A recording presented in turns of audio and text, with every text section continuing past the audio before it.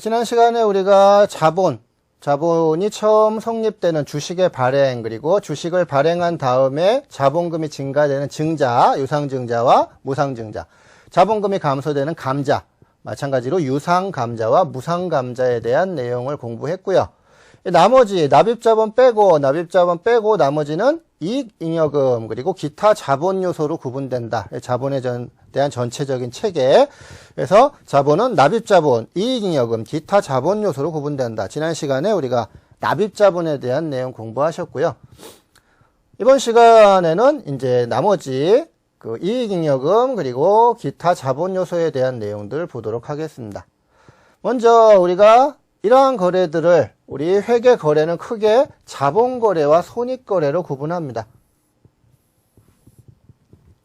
자본거래란 것은 주주와의 거래를 자본거래라고 부릅니다. 주주와의 거래를 자본거래, 그리고 나머지 거래를 손익거래라고 부릅니다.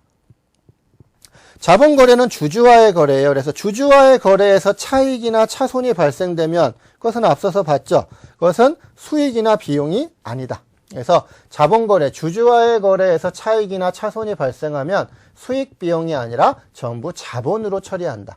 대변에서 발생하면 자본의 가산 항목이 되는 거죠. 주식 발행 초과금, 자기 주식 처분이익, 감자 차익, 이런 것들이죠. 이런 것들. 반대로 주주와의 거래에서 차손이 발생해도 그것은 비용이 아니라 또 자본으로 처리한다. 주식 할인 발행 차금, 감자 차손, 자기 주식 처분 손실, 이런 것들이죠. 그리고 자기 주식도 마찬가지죠. 이런 것들은 자본의 차감 항목이다. 차변에서 발생되는 자본이니까요. 그래서 주주와의 거래를 자본거래라고 부르고요. 이 자본거래에서 발생하는 차익, 차손은 전부 다 자본으로 처리한다. 자본으로, 수익 비용이 아니라. 나머지를 손익거래라고 부릅니다. 손익거래. 이 손익거래에서 발생되는 것이 이제 수익과 비용이 되겠죠. 수익과 비용을 더하기 빼기해서 나머지가 이익이나 손실이 되는 거죠. 이러한 손익거래의 결과는 일반적으로 손익계산서로 가게 됩니다. 손익계산서. 이것이 수익과 비용이죠. 수익과 비용. 우리가 알고 있는 대부분의 수익과 비용, 무슨 처분이익, 무슨 처분 손실, 무슨 평가이익, 무슨 평가 손실, 무슨 상환이익, 무슨 상환 손실, 이런 것들이 전부 다 수익 비용입니다. 그래서 손익계산서로 가게 되죠. 손익계산서. 결과적으로 이런 것들을 이익잉여금이라고 부릅니다. 이익잉여금. 그런데 손익거래인데, 그러니까 주주와의 거래가 아니에요. 주주와의 거래가 아니라 손익거래입니다. 나머지 거래인데 손익계산서로 가지 않는 항목들이 있어요. 이게 뭐냐면 기타 포괄손익입니다. 그래서 수익 비용이 아니에요. 그래서 당기순이익에는 포함되지 않죠. 근데 포괄손익에는 포함이 되는 손익입니다. 그래서 수익 빼기 비용이 당기순이익이죠. 여기에 더하기 빼기 기타 포괄손익이 총 포괄손익이죠. 그래서 여기에 들어가는 거죠. 그래서 넓은 의미, 포괄적인 의미에서 보면 수익이나 비용이에요. 손익이에요. 손익. 그렇지만 당기순이익에는 포함되지 않는 손익. 이것이 기타 포괄손익입니다. 우리가 알고 있는 대표적인 것이 매도 가능 금융자산 평가이익, 또는 매도 가능 금융자산 평가손실, 또는 유형자산에 대한 재평가 잉여금, 이런 것들이죠. 이러한 것들은 넓은 의미에서 보면 당기손익이에요. 그래서 총 포괄손익에는 더하기 빼기가 되죠. 그렇지만 미실현된 손익이기 때문에 대부분이 이런 것들은 당기순이익에는 포함되지 않는다. 그래서 그 손익계산서상 당기순이익으로는 가지 않아요. 그래서 이러한 이익잉여금이 아닌 기타의 포괄손익이다. 그래서 매도 가능 금융자산, 평가이익, 평가손실, 이런 것들이 있겠습니다. 그러면 나머지 이제 이익잉여금은, 이 이익잉여금은 또 어디로 가냐면, 이익이 나면 주주한테 배당을 줘야죠. 배당 주면 배당금으로 이제 사회로 유출되는 거죠. 유출되는 거. 나머지는 회사에 적립하게 됩니다. 그래서 이것이 기타 자본 요소에 들어가는 각종 적립금들이 됩니다. 그래서 이익 준비금이라든지 기타의 법정 적립금이라든지 임의 적립금이라든지 이런 것들이 되겠고요.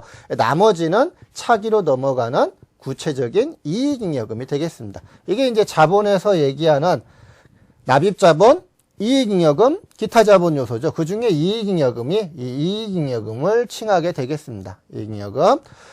그러면 이 이익잉여금은 각종 배당이나 적립이나 나머지 걸로 처분하게 되는데요. 현재 재무상태표에서는 이익이 났다고 해도 그 이익에 대한 처분은 다음 기에 이루어져요. 그래서 1월부터 12월까지 사업연도다, 회계기간이다. 그러면 주주총회를 언제 하냐면 다음 연도 2월이나 3월에 합니다.